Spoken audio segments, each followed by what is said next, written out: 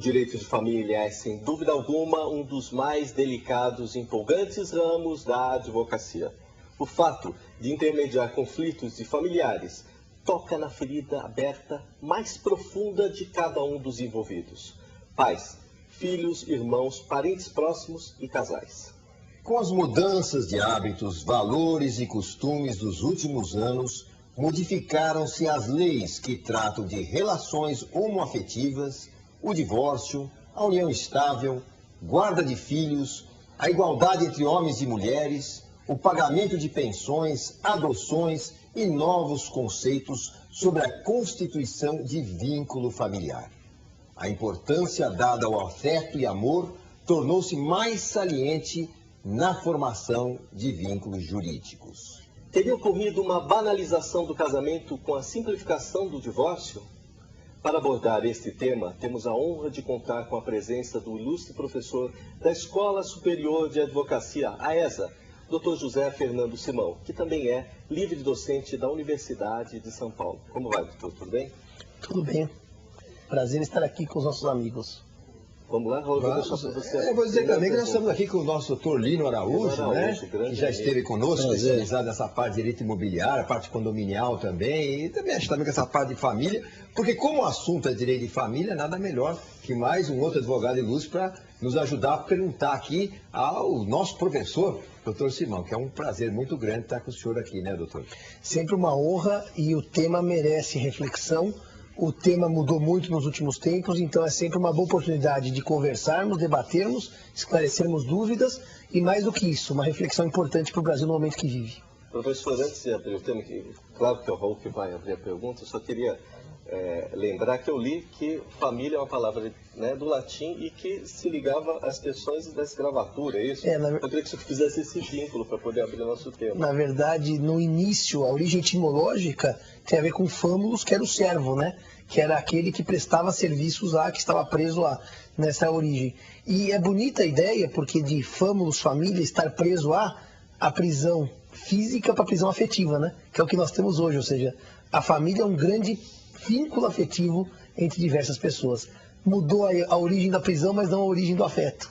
Perfeito. Aliás, eu queria até perguntar, doutor, porque com essas mudanças que nós tivemos no direito de família, parece que o direito se tornou um pouco mais subjetivo em função do amor, do relacionamento. O código deixou de ser um pouco mais frio para ser mais objetivo e mais ligado no amor, no reconhecimento de uma união homoafetiva, coisas que há alguns anos atrás eram verdadeiros tabus, né? A facilitação do divórcio, enfim, uma série de temas que foram mexidos justamente para se tornar mais adequado aos tempos de hoje.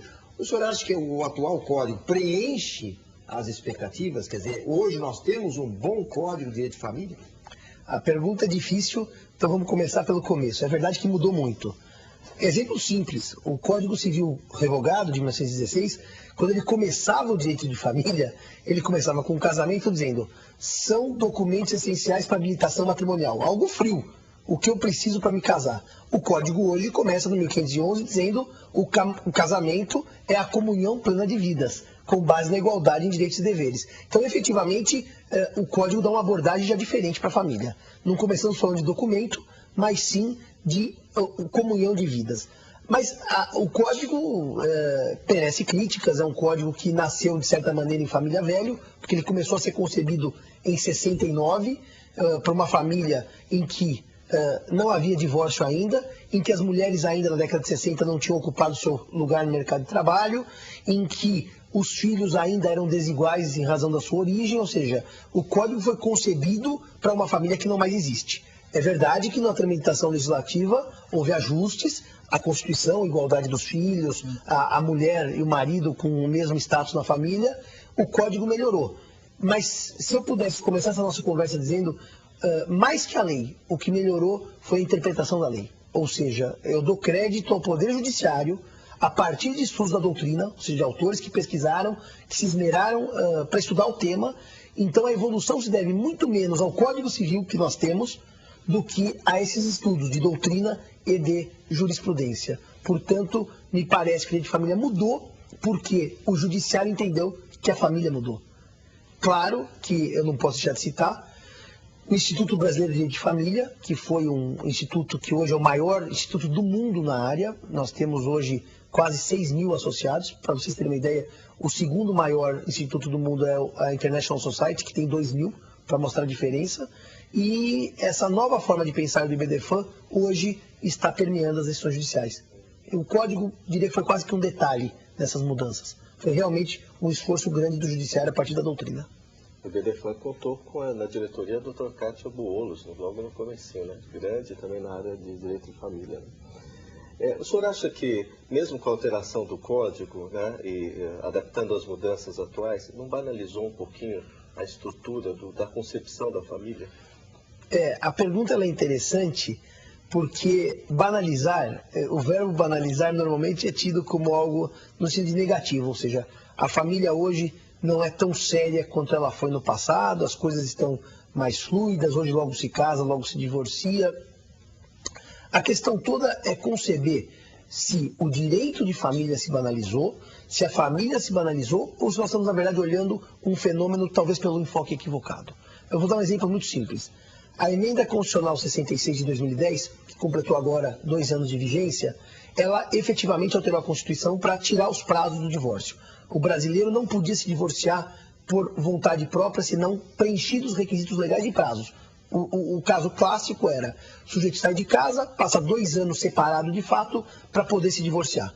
Então, se ele estivesse morando com a sua esposa, ele não podia se divorciar. O brasileiro tinha essa ilusão, né? Chegava no advogado, doutor, quero me divorciar. Daí eu perguntava, estão morando juntos? Estamos. Não era possível o divórcio por força do artigo 226, parágrafo 6º. Essa emenda derrubou esse prazo. Então, agora eu posso, em teoria, nada impede, me casar de manhã e me divorciar na hora do almoço. Isso é possível em termos legais. Mas a grande pergunta que se faz é, primeiro, a emenda constitucional tem 2 anos. Acontecem exemplos como esse? Claro que isso ficou exemplo de sala de aula, jocoso. As pessoas não casam de manhã e se divorciam à tarde. Nos Estados Unidos, sim, né? Nos Estados Unidos isso acontece. Eu ia dizer, salvo se for Las Vegas. Mas aqui no Brasil não é o nosso esquema ainda. Então vem a sua pergunta. A família está banalizada? Eu lançaria uma outra pergunta para os nossos amigos para reflexão. O Dr. Lino, grande amigo, sabe das minhas opiniões sobre o tema. Se nós estivéssemos juntos, eu e minha mulher, porque a lei exige, será que isso não é banalizar a família? Será que estar junto, sem querer estar junto, não é isso que banaliza a família? Não é isso que é fonte de conflito? Um casal que não quer estar junto, mas tem que estar porque a lei não permite o divórcio, sendo que muitas vezes eu já estou vivendo uma outra experiência afetiva, e minha mulher também, o que banaliza? O estar junto sem querer ou poder se separar quando quer? Eu tenho sérias dúvidas se efetivamente estar casado, sem querer estar casado, não é mais banalização da família do que se divorciar quando eu quero. Mas aí é todo negócio, a gente entra numa discussão filosófica, certo? Sabe como sou, logicamente, um professor, um homem que cria justamente essas discussões, porque daí saem as leis. Eu acho o seguinte, antigamente, a gente fala muito isso, que como a gente casava para não se separar, Sim. Então você aceitava um monte de coisas que hoje você não aceita mais. Então, como a gente fala, puxa, o casal hoje já casa, fala, bom, mas se não der certo eu me separo. Será que essa forma, essa simplista, não entra naquilo que o Walter Silioni falou, desta banalização? Posso só implementar? E aí, com as consequências, doutor, tem uma relação e frutificam filhos, e essa coisa fica totalmente largada, né? Porque a consequência da união seria os filhos que esse casal gera. Eu acho o debate bárbaro, e aí é uma discussão que ela é filosófica, mas ela é muito interessante. O direito civil é responsável pela banalização da família, ou a família se banalizou pelas mudanças de costumes, querendo ou não o direito civil? Ou seja, doutor Raul, doutor Walter, o que acontece? Houve uma mudança da lei que banalizou a família, ou a família mudou e a lei acompanhou essa mudança? Eu vou dar um exemplo muito simples. Quando meus avós se casaram, lá nos anos 1930, o casamento era indissolúvel, por força de lei. Até 77, até a lei do divórcio, o casamento era indissolúvel. Mas eles ficaram juntos porque não tinham a possibilidade de separar? De fato, todo mundo podia se separar. Aliás, seria até pueril imaginar que as pessoas não se separavam antes do divórcio. Só que não havia a chancela estatal. O que mudou, me parece, que nós vemos tempos novos, essa chamada pós-modernidade, tempos de internet, tempos de velocidade muito grande, de tudo. O tempo corre, eu escrevi agora sobre o tempo na minha livre docência, meu capítulo inicial é só a compreensão do fenômeno do tempo, antes do tempo para o direito. Me parece que o que mudou, na verdade, foi a concepção de ser humano. Essa concepção se transformou. Nesses tempos ágeis, que eu consigo em 1 segundo mandar um e-mail que chega no Japão, a agilidade das relações humanas decorre da agilidade que nós criamos na sociedade pós-moderna. Então me parece que o que a lei faz não é ela estimular. Para resumir essa prosa numa ideia, eu não acredito que as famílias se divorciam porque a lei permite, porque se não houvesse lei, elas se separariam sem divórcio. A lei só acompanha um fenômeno social. Então eu estou totalmente de acordo com as duas observações. Essa fluidez, quase que, como diz o Bauman, a liquidez dessas relações humanas é que me preocupa. Mas daí a lei impedir que ocorra algo que ocorre na sociedade também não é compreensível para quem estudou direito. O que eu acho é o seguinte, que o Direito de Família, o novo Direito de Família procurou preservar justamente essa ligação de afetividade entre as pessoas. Mas eu vou dar só um exemplo, eu até queria seu julgamento sobre isso. Eu, por exemplo, sou uma pessoa que não tem filhos. Foi por opção, eu não quis ter filhos. Vamos supor que o meu irmão tenha filhos e por acaso, o meu sobrinho, de forma irresponsável, engravide uma garota. E meu irmão esteja passando por seríssimas dificuldades financeiras e não consegue ajudar. O menino vamos dizer, digamos que aquele menino que não trabalha, né, irresponsável, engravidou a menina. Meu irmão não teria condições de sustentar essa criança.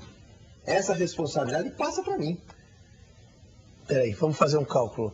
Você está falando do filho do seu sobrinho. Portanto, se é filho do seu sobrinho em direito... Ele é seu sobrinho neto. Você é tio-avô. Ele é seu sobrinho neto. É o parentesco colateral em 4º grau na linha transversal, ou colateral transversal.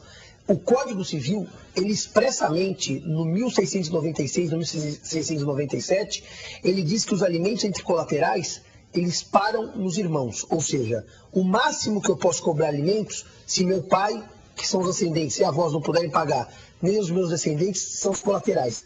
Então, por força expressa do Código Civil, você não responderia pelos alimentos perante seu sobrinho neto. É verdade, daí eu quero dar 3 complementos à sua pergunta, que há autores, como a professora Maria Berenice Dias, que entendem que você teria responsabilidade. Mas ainda essa linha ela é minoritária no nosso entendimento e do direito. O Superior Tribunal de Justiça teve que julgar um caso muito interessante, que era um caso de tia, que vendo o irmão dela, pai das crianças, numa situação financeira difícil, ele começou a dar alimentos, ou seja, ajudar aquelas crianças. E as 2 irmãs ajudaram os sobrinhos por alguns anos. Chegou uma hora que eles cresceram, elas falaram, bom, agora não vamos mais prestar os alimentos. E os sobrinhos levaram para a justiça, para obrigá-las a prestar esses alimentos. E o STJ, numa decisão que não deve ter nem 2 anos, diz claramente, quando você, se tio-avô, quiser ajudar o seu sobrinho neto, é uma liberalidade, mas não há obrigação em sentido jurídico. Seria um favor, uma caridade, mas isso não gera obrigação em sentido jurídico. Ou seja, se você quiser parar, você poderia, porque você não tem o dever de prestar alimentos. Doutor Lino, queria escutar um pouco do doutor Lino, a gente tem acho que 2 minutos ainda antes do intervalo. Eu queria escutar o senhor sobre essa questão, né, de estar assim tão amplo. Não, estou aprendendo aqui, na verdade. Eu fui convidado, mas estou me deliciando aqui com os esclarecimentos do professor José Fernando Simão. Realmente é uma honra ter sido convidado para fazer parte, mas estou me colocando aqui como aluno, na verdade, né? Concordo em gênero, número e grau com tudo que o professor falou. Realmente as mudanças hoje na sociedade, né, elas obrigam, né, a legislação a acompanhar. Tá? Eu comungo plenamente, tá, de que se não existisse essa legislação, da forma como ela está colocada hoje, as coisas assim mesmo aconteceriam da mesma forma, né? E a gente está vendo uma mudança também de pensamento do legislador, né, que agora está mais voltado para o que a sociedade está buscando, né? Eu aprendi, doutor Lino, com meu professor Eros Grau, que se o direito ignora a realidade se vinga ignorando o direito. Então, na verdade, corroborando com as palavras do amigo, é exatamente isso. O direito se adapta às mudanças sociais. Aliás, o meu querido mestre Samir Achoa, que eu aprendi muito, ele falava assim, o juiz não é escravo da lei, como dizem, é escravo da justiça. Da justiça. É esse conhece. Walter, acho que podemos passar para outro bloco. A gente vai passar para outro bloco agora, uma questão de justiça, com esse tema empolgante que todo mundo passa aí, né? Direito de família, quem não passou por isso? Quem passa por isso todo dia, né? Até o próximo bloco.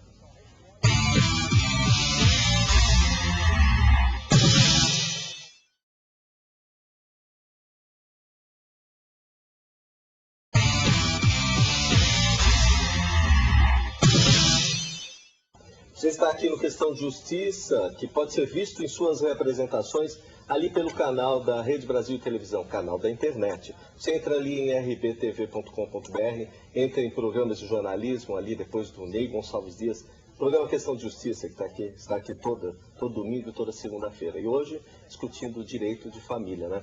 Com o nosso professor da Escola Superior de Advocacia aqui de São Paulo, professor José Fernando Simão. E, Raul, quero te passar, parece que tem quadro novo, né? É um quadro muito simpático, a doutora Thaís Bizarria, que me dá até esse livro, que está fazendo muito sucesso, Rimando e Aprendendo Direito, né? Que ela, como advogada, leva o direito na base da rima, né? E com muito humor, como você ela explica, de forma muito simpática, que vocês vão ver, está sendo até motivo de muito sucesso essa vendagem desse livro. Então nós fizemos um quadrinho aqui, até para falar do divórcio, né? Para dar a introdução para o professor Simão nesse próximo bloco, Rimando e Aprendendo Direito com a doutora Thaís Bizarria. Olá! Hoje o tema tratado em poesia e um pouco de teoria é o divórcio. Prezado telespectador, após muitos anos de batalha, surgiu a Lei 6.515 de 1977, proporcionando algumas mudanças nas relações maritais. Acontece que, no ano de 2010, surgiu a Emenda Constitucional 66, onde houveram algumas alterações sobre a dissolução do casamento civil, mudando a redação do artigo 226 da Constituição Federal, para ser exata, parágrafo 6º. Senhores, antigamente você tinha que fazer a separação, após o lapso temporal de 1 ano, ingressar com o divórcio. O ordenamento jurídico proporcionava esse lapso temporal de 1 ano para que aquele casal repensasse, visando sempre a manutenção da família. Acontece que, conforme a prática, muitos casais acabavam não voltando ao relacionamento. Portanto, hoje não mais existe a separação como ponte para o divórcio. Antigamente existia também o divórcio direto. Como é que funcionava? O casal rompia a relação marital e precisava levar perante o Poder Judiciário, na presença do juiz, claro, acompanhado de um advogado, 2 testemunhas, para que essas 2 testemunhas pudessem comprovar na audiência que aquele casal já estava, de fato, separado há mais de 2 anos, ou pelo menos o período de 2 anos. Acontece que, após a promulgação da Emenda Constitucional 66, isso não existe mais. Como é que ficou? Ficou da seguinte forma a nova redação. O casamento civil pode ser dissolvido pelo divórcio. Ponto final. Isso significa dizer o quê? Que você casa-se hoje e já pode divorciar-se amanhã. Rimando e aprendendo direito. Bom, agora, doutor Simão, a questão do divórcio. Vamos falar um pouquinho sobre divórcio, né? Já não temos mais prazos para o divórcio. Está fácil, parece que vai ser ao cartório hoje e já se separa. Era aquilo que nós estávamos falando antes sobre a questão do casamento. Falamos também sobre a banalização do... Mas o senhor acha que talvez o ponto principal não teria sido a equiparação do homem à mulher?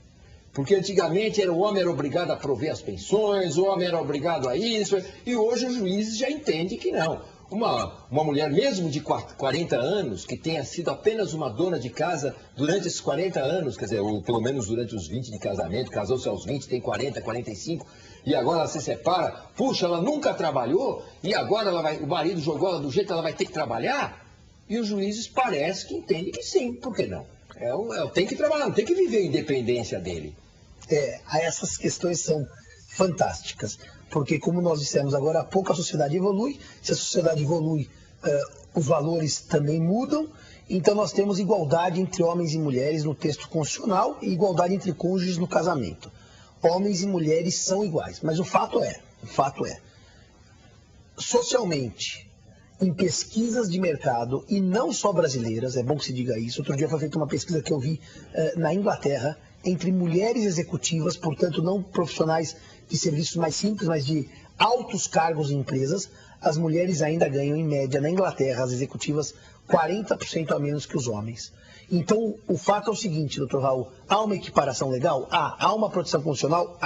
Mas nós não podemos esquecer, homens e mulheres são diferentes porque são diferentes.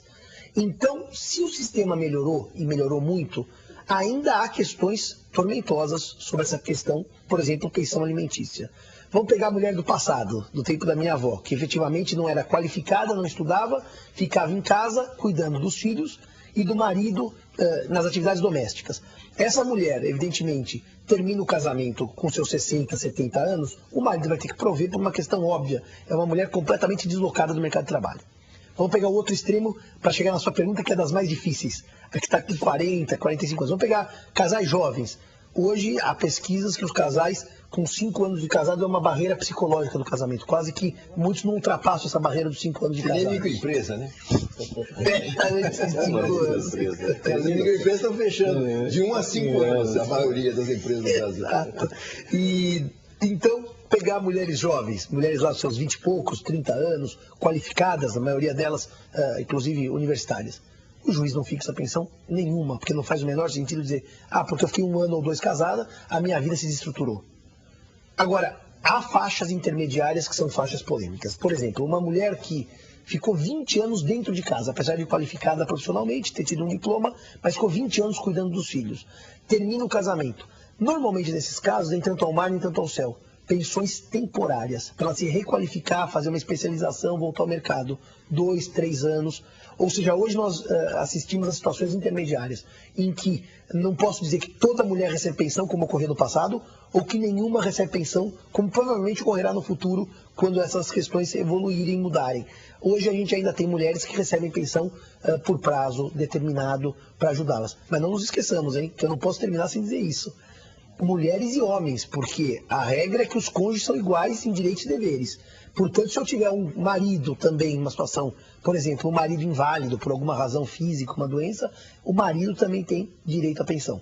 Mas o curioso disso tudo, que eu digo para os meus alunos, que a igualdade é constitucional, a igualdade está no Código Civil, só que será que na prática, no processo, no nosso dia a dia da advocacia, homens e mulheres são tratados de maneira igual pelo judiciário, ou ainda há aquele velho resquício da mulher ficar com a guarda e o filho e o marido pagar pensão? O que será que nós vivemos, a lei ou a realidade dos processos? Aliás, eu até queria perguntar sobre essa situação para complementar, Walter. E a revisão constante da pensão? Porque antigamente é o seguinte, estabelece a sua pensão, o senhor ganha tanto, a pensão é tantos por cento, acabou, morreu. Mas, pera, daqui a 1 ano eu não estou bem de vida. Sim. Eu caí. Aí eu vou pedir uma revisão de pensão, isso é uma demora extraordinária, o juiz não considera, enquanto isso o meu capital está se deteriorando, eu não posso ir preso se eu não paguei a pensão. Como é que está sendo essa revisão de pensão? A questão volta no nosso primeiro bloco dessas relações rápidas, né? O mundo da internet, tudo muda. No passado fixava-se uma pensão, as coisas mudavam um pouco, podiam mudar, mas eram pontuais. Hoje tudo muda e muda muito rápido. E a revisão é um mecanismo de ajustar essas mudanças.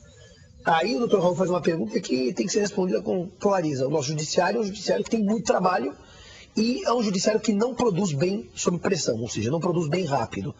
O triste da resposta é dizer que muitas vezes acaba acontecendo alguma injustiça por conta da dificuldade do judiciário de assimilar essa demanda. Que é o que o senhor disse. O sujeito acaba pagando mais do que devia ou pagando por mais tempo do que deveria. Mas isso eu sempre tenho cuidado de dizer que não é crítica ao judiciário, é uma constatação dos problemas do judiciário. que nós todos, até como advogados, temos que tentar ajudar na solução dessas questões. Doutor, não querendo fazer crítica ao judiciário, né, sabendo que São Paulo é abarrotado na questão do processual, mas situando na parte de família, direito de família, vou comentar com o senhor, por exemplo, um juiz, vou dar um exemplo prático, um juiz que não tem experiência, embora conheça da lei, mas que não tem experiência ali de 30, 40 anos de convivência de família, às vezes nem casado foi, né? Às vezes, talvez algumas vezes não, várias vezes nem relacionamento sério tem. Como que ele tem opinião do senhor, né? Opinião sem crítica. Sim, como ele teria condições de julgar um caso desse complicado, com família, com filho, com bens, nessa área de direito de família?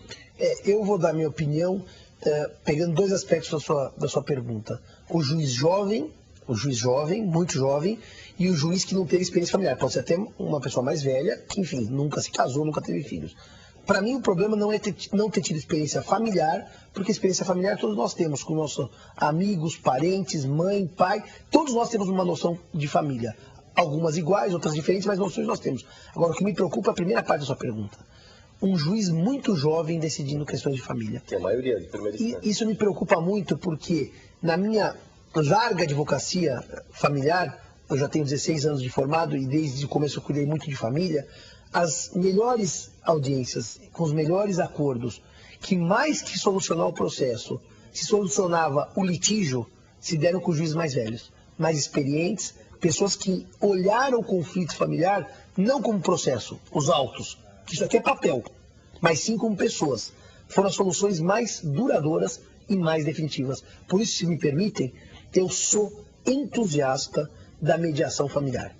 Uma mediação séria, competente, feita por pessoas sérias e competentes. Eu tenho um pouco de medo de números, sabe? Ouvi outro dia na imprensa, vamos formar 21 mil mediadores em 2 anos. Me preocupa um pouco, porque quantidade e qualidade nós sabemos bem que não são coisas necessariamente que andam juntas. Então, eu sou entusiasta de uma boa mediação familiar, prévia ao processo, em que o problema pode ser depurado e resolvido de maneira menos dolorosa. Porque o objetivo aqui é resolver de maneira menos dolorosa. Para as partes ou para os filhos, que normalmente são as grandes vítimas dos processos de família. Bom, aqui nós temos essa cultura brasileira, porque é uma cultura litigiosa, assim como a cultura americana, segue a cultura americana.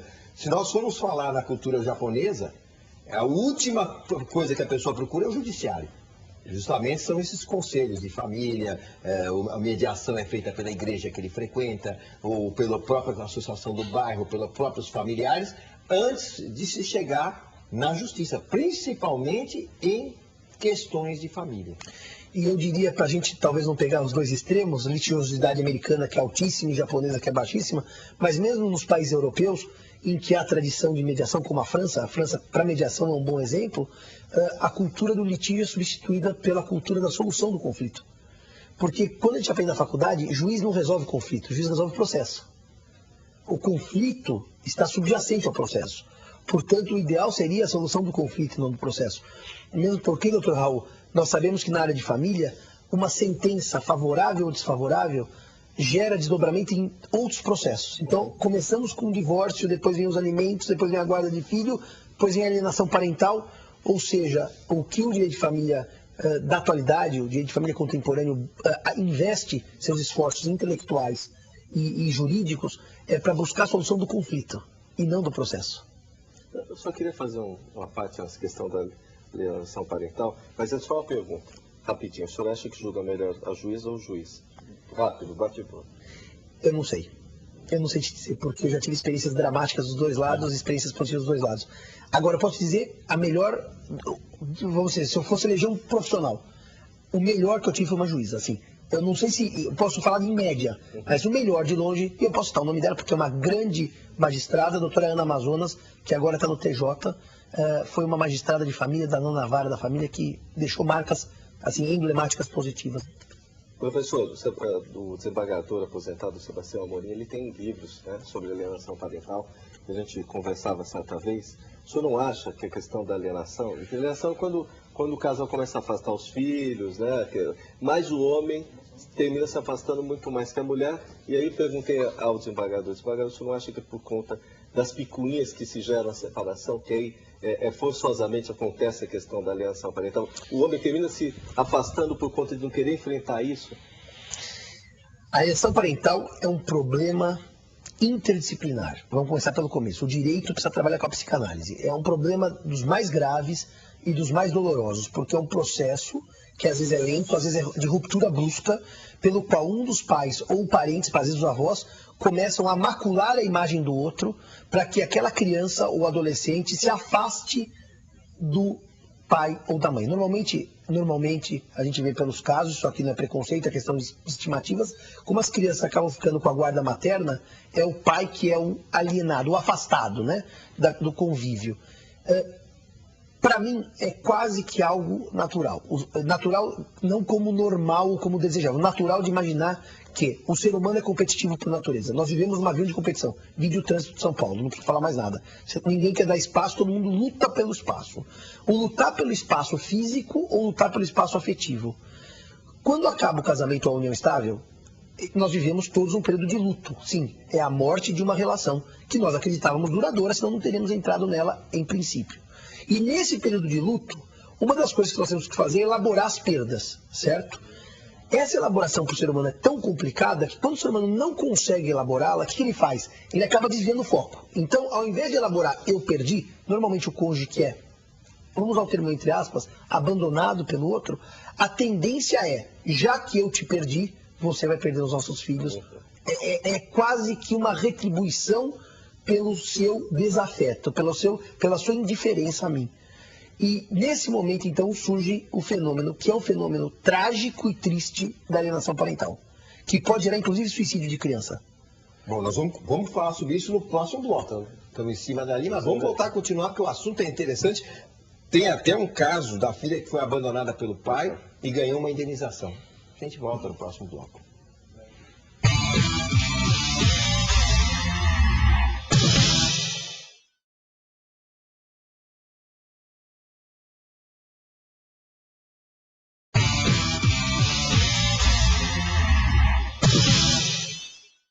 Estamos de volta com Questão de Justiça, hoje Direito de Família. Professor José Simão, olha, o assunto está bem palpitante. Professor, a gente estava falando no bloco anterior, da alienação parental, e tem esse caso aqui, a imprensa noticiou fartamente, né? O caso de uma menina, uma filha, que foi abandonada pelo seu pai e que ganhou, segundo a decisão do Superior Tribunal de Justiça, R$200 mil de indenização. Ela tinha sido abandonada pelo pai e apresentou todos os problemas que ela teve, né, por causa desse abandono do pai. Isso é correto? Aliás, na minha opinião, só para dizer o seguinte, eu acho que sim, que as pessoas hoje não pensam antes de ter filho. Querem ter filho e jogam no mundo. Ah, não deu certo, como o senhor mesmo falou. O conflito, a mãe de repente começa a falar mal do pai, o pai começa a falar mal da mãe, o Walter citou muito bem, o casal se afasta, um deles acaba se afastando do filho, e aí gera esse problema todo com a criança. Eu fico um pouco estarrecido quando a coisa vira valores, doutor. O sentimento vira valor. E eu fico mais na residência quando é de familiares, né? Nesse caso aqui, não está banalizando um pouco para as questões de valor? Olha, eu acho que esse tema é o que me dá alegria assim, enorme refletir, porque eu entendo que até é uma função social de programas como o nosso, que a gente traga para a população alguns esclarecimentos. Eu acho que esse tema, ouvindo o Dr. Raul e agora o Walter, eu acho que eu preciso fazer algumas ponderações. Esse tema surge pela primeira vez no Superior Tribunal de Justiça em 2005, com o caso do Alexandre Fortes. O Alexandre Fortes, um menino das Minas Gerais, filho de pais casados, que se divorciam como muitos casais, que o pai casa novamente, tem filhos do novo casamento e, nesse caso de 2005, pagava pensão alimentícia perfeita ao menino, nunca atrasou, mas se negava a conviver. Ou seja, ele funcionava como pai pensionador, INSS. Todo dia 10 caía a pensão na conta do menino, mas ele se negava ao convívio. Vocês imaginem um pai que não dá um telefonema de aniversário para uma criança, que no Natal não manda um bilhete, porque o valor do bilhete não é econômico, é a lembrança do seu filho. Um pai que nunca se perguntou se aquela criança teve uma dor de barriga, se precisava de alguma coisa física, mas sempre pagou a pensão. Esse caso foi parar no STJ porque o Alçada de Minas Gerais, o então Tribunal de Alçada, concedeu uma indenização em favor do Alexandre pelo abandono paterno filial. E qual foi a decisão do STJ? Para falar sobre afeto e dinheiro e chegar na observação do Dr. Raul. O STJ disse à época, ministro Fernando Gonçalves foi o relator, afeto não se monetariza. Afeto é amor. E amor ou se tem ou não se tem. Não se pode juridicamente exigir amor. Esta orientação, ela padeceu de um equívoco. Mas antes de eu corrigir o equívoco, eu vou dizer o caso da Luciane, citado pelo Dr. Raul, que foi deste ano, a questão da indenização do TJ de São Paulo. A Luciane tem uma outra história de vida. Ela é uma menina, filha extramatrimonial, de fora do casamento. O pai dela era casado com outra senhora. Nasce a Luciane procura esse pai e fala, sou sua filha. Ele fala assim, não é. Sem DNA você não é minha filha. Então ela vai lá, propõe ação investigatória.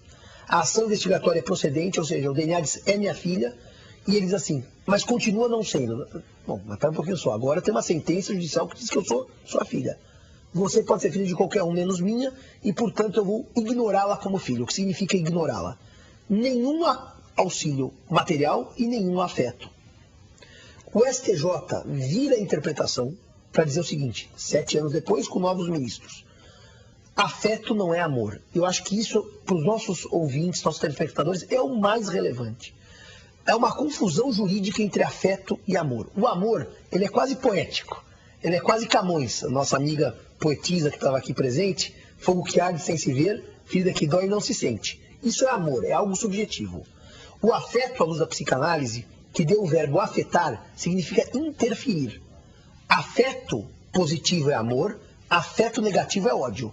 Então, o contrário do afeto é a indiferença, que se representou no caso do Alexandre, quando o pai cortou o vínculo, e no caso da Luciane, quando o pai se negou a estabelecer o vínculo. Portanto, quando a gente discute a falta de afeto, é chancelar o que disse o Dr. Raul, o abandono e a irresponsabilidade. Agora, eu não posso deixar de responder a monetarização, que é algo chocante. Como é que alguém troca afeto por dinheiro? O direito não tem mecanismos outros, senão punir financeiramente. O direito ele não tem mecanismo do tipo, você é obrigado a conviver. Ele não conseguiu chegar nesta sofisticação de solução. Então, eu vou explicar em termos psicanalíticos o que significa tirar a indenização. Eu nunca recebi nada de você. Se eu não recebi nada, que pelo menos eu recebo dinheiro. Não é que eu substitui uma coisa por outra. É para ter a sensação de que você tem algum tipo de afeto. Que não seja o positivo, mas alguma coisa isso mudou. Agora, Walter, eu acho que a importância da decisão do STJ, que é de maio desse ano, ela é tão importante para a Luciane quanto para os pais que abandonaram seus filhos. Ou seja, o judiciário dá uma lição. Seja pai e seja responsável. E não coloque filho no mundo e trate como se o problema fosse do mundo e não seu. Ainda que a gente não concorde, e podemos debater longamente, a questão da monetarização, uma resposta o judiciário deu pela primeira vez. Ser pai é conviver. Ser pai é participar. Ser pai é ser responsável. Então eu, pessoalmente, entendo que a decisão é positiva. Doutor Lino, queria fazer uma observação também a respeito? Eu concordo plenamente. Eu acho que não há nada que substitua, né, o amor, tá? Mas é uma forma também de penalizar, tá?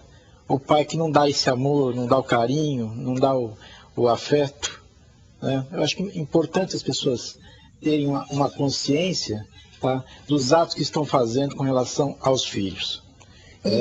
E que, se não fizerem por consciência própria, o judiciário os punirá. Exatamente. Porque o ideal seria que todo mundo fizesse por crença, por ser um bom pai, uma boa mãe. Mas se não for, o judiciário punirá. Perfeito. Agora, vamos falar de uma união com esse amor todo, né? Que é essa questão da união homoafetiva, que é um tema novo, aí tem uns 10 anos que está rodando, e também a adoção vinculada a essa união. Como é que está esse tema hoje no judiciário?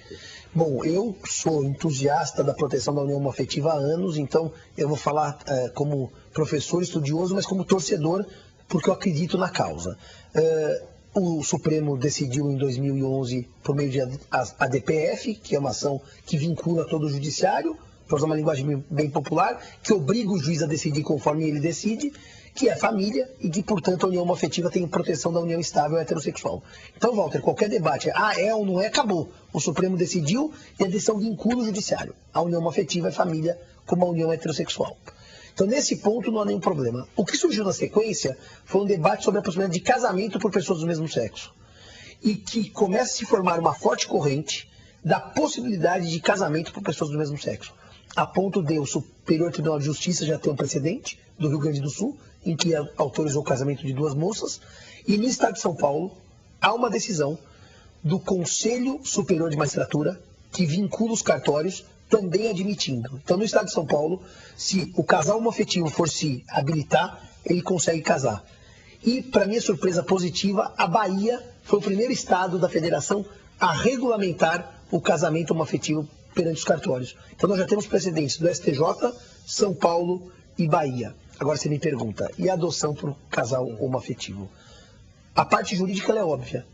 Não há nenhum impedimento de adoção em razão da orientação sexual, ser homossexual ou heterossexual, ser branco ou ser negro, ser católico ou ser muçulmano. Essas vedações seriam discriminações evidentes. O que a decisão do Supremo abre portas não é para a adoção pelo homossexual, é pelo casal. É a adoção bilateral, ou seja, dois homens adotarem criança, ou duas mulheres adotarem uma criança. Há precedentes no Brasil? Vários. O caso mais famoso ficou aqui de Catanduva, os cabeleireiros, que até foram a programas de televisão, que adotaram a Teodora, a menina. Agora, o problema da adoção não passa por orientação sexual. Nós acompanhamos um caso trágico no Rio de Janeiro, daquela procuradora, que ia adotar criança e sujeitou a criança a maus tratos e acabou, evidentemente, sendo punida por isso. Então, o que eu tenho a lhe dizer, é possível adoção por casal homoafetivo? Claro que é. A lei admite, se admite para casal heterossexual, tem que admitir para homoafetivo. Tudo vai passar pelo melhor interesse da criança. Se eu tiver mais um minutinho, ontem um aluno me perguntava em sala de aula sobre isso. Mas, professor, a criança não vai ficar, por exemplo, sem referencial de pai ou de mãe, porque afinal são dois homens? Eu só vou dizer uma coisa, e nessa minha larga caminhada em cursos de pós-graduação, como esse nosso da ESA, eu já vi muitas situações. E uma das coisas que mais me tocou foi o depoimento de uma assistente social que trabalha em abrigo de crianças órfãs. E ela tinha uma frase para mim que eu não me esqueço. Professor Simão, eu trabalho diretamente com essas crianças abandonadas. E eu não tenho dúvida que não há nada mais cruel que o abandono. Se eu perguntasse para elas, vocês querem uma família? Elas não fariam o menor preconceito se é homossexual ou heterossexual. Porque não há nada mais cruel com um ser humano do que ser criado sem família. Ser criado na rua ou ser criado por uma instituição de caridade. Portanto, depois desse depoimento emotivo que ela deu, ela chorou e disse, eu não tenho dúvida que o direito mais justo é o que permite a adoção. A minha dúvida nesse caso, doutor, é o seguinte, eu também concordo com o senhor.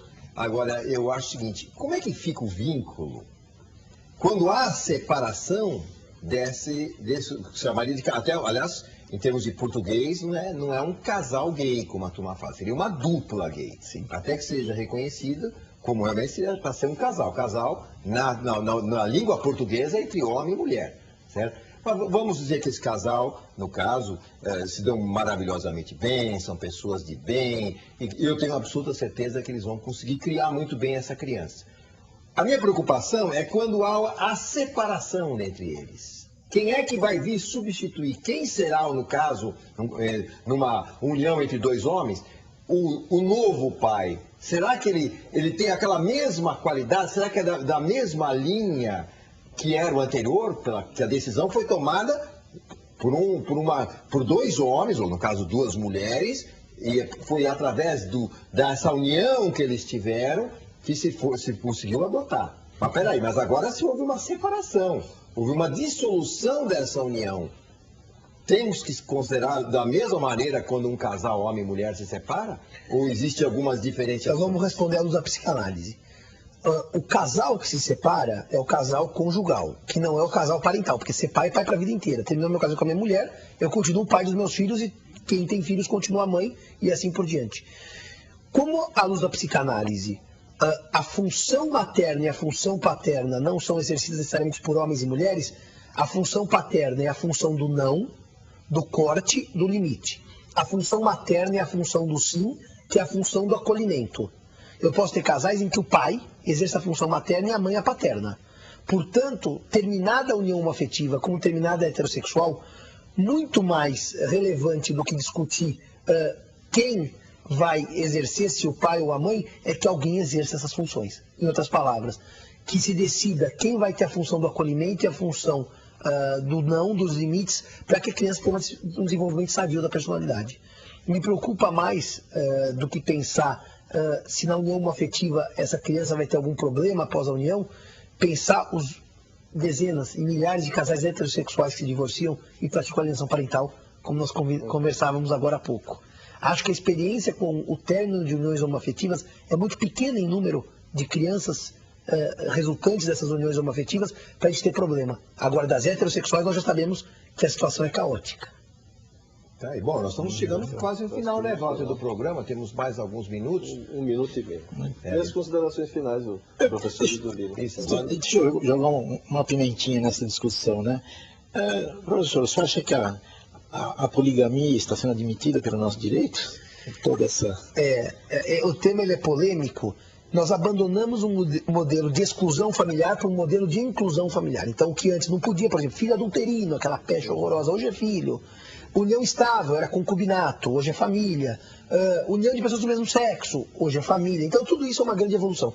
Mas, meu caro amigo Lino, eu diria para você o seguinte, a questão da poligamia, que foi ventilada aí por uma escritura pública, cujo adjetivo que eu vou usar é sucinto, é infeliz, uma infelicidade da Tabelian, que não compreendeu bem alguns conceitos de família, mas acontece, assim, na evolução do direito, as mudanças acontecem equívocos, como esse equívoco triste. A poligamia não é admitida por uma questão muito simples. O direito civil pune o polígamo com nulidade do casamento, artigo 1521 e 1548 do Código Civil. O Código Penal 1235 prevê a bigamia como crime, está tipificada como crime. Então, comparar a união homoafetiva com casamento do polígamo é um equívoco conceitual gravíssimo, porque o polígamo ele fere norma de ordem pública que nulifica o da cadeia. A união homoafetiva não tem qualquer relevância para a ordem pública, pelo contrário, é uma questão de conceito social de família. Portanto, a poligamia no Brasil ela é absolutamente vedada e aquela escritura é nula. Aliás, o Ministério Público já, se não entrou com ação, certamente vai entrar com ação anulatória daquela escritura pública. Olha, a gente chegou ao final do programa. Pena, né? Só para falar, a gente vai passar de novo, mas o professor tem um livro, né, da editora Método, né? Isso. Nas melhores livrarias você vai poder encontrar aí, né? E o direito de família. Professor, obrigado, hein? O senhor está convidado a voltar, porque o tema é assim, podemos discutir diariamente esse tema, vai ter sempre pergunta, sempre dúvida, viu, professor? Eu agradeço muito ao convite do Dr. Raul, Walter, Dr. Lino, nosso grande amigo, e digo que estou à disposição, porque o tema, para mim, é empolgante, tenho certeza que para vocês e para os nossos telespectadores também são. Obrigado, professor Lino. Agradeço a oportunidade de estar presente aqui, mais uma vez, e agradecer ao Raul e ao Walter Stilione por esse convite, pelo prazer e honra de estar aqui ao lado do professor José Fernando Simão, grande amigo e grande jurista. Obrigado. Bom, tivemos mais uma aula, né, Walter? Está sempre aprendendo aqui, né? Esse é o grande lucro do Questão de Justiça, a gente está sempre aprendendo. Eu, Questão, essa semana acompanhou essa semana a posse, não, o doutor Marcos da Costa, que ganhou. Exatamente. Né? O presidente da Ordem dos Advogados Brasileiros, parabéns, doutor Marcos, parabéns à gestão Turso, aí são 3 anos de trabalho na nossa OAB. Né? Perfeito. Bom, a gente fica aqui e volta na próxima semana para participar com você dessa aula de cidadania, sempre com nossos convidados. Até mais.